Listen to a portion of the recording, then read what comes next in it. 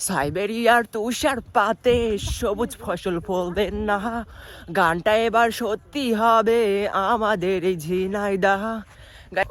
So welcome to Kashmir guys. এখানে শুধু বরফ পড়া বাকি আছে, তাছাড়া বাদ বাকি সবকিছুই পড়ে গিয়েছে।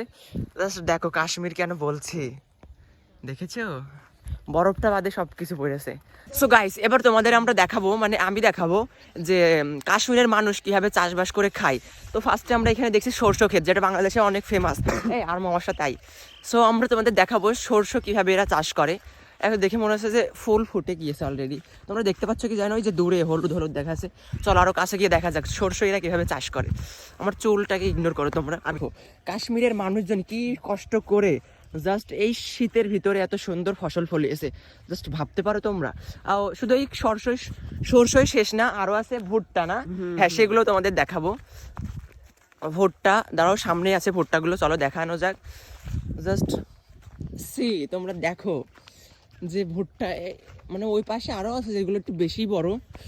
তো আমাদের বাংলাদেশে কিন্তু ভুট্টাও খুব ফেমাস, মানে আমাদের বাংলাদেশে এখন হয়তো ভুট্টা আরো বড় হয়ে গিয়েছে, এমন ফুলও চলে এসেছে।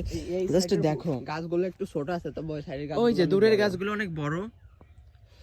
জাস্ট আরমো তোকে কিন্তু সেই লাগছে, একটা সিনেমাটিক ভিডিও হলে অনেক ভালো লাগতো। তো আশেপাশে আরো অনেক কিছু আছে, ফুলকপি, বাঁধাকপি ইত্যাদি ইত্যাদি। আর শুধু নেই অ্যাপেল গাছটা। আর তাসনিন ফারিহার গানটা মানে একদম ভুল প্রমাণিত করে কাশ্মীরের কৃষকরা ফলিয়ে ফেলেছে এই যে সুন্দর সোনার ফসল ভুট্টা।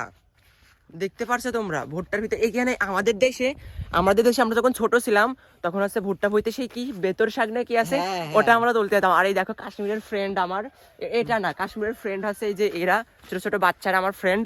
সো এদেরকে নিয়ে আমরা বেরিয়ে পড়েছি কাশ্মীর ভ্রমণে। এন্ড দেখো গাইস, জাস্ট ফিল, ও মাই গড। ও এই ভুট্টার ভিতরে এদের আবার কি বুদ্ধি গাইস, বাবা কাশ্মীরের লোকের এত বুদ্ধি।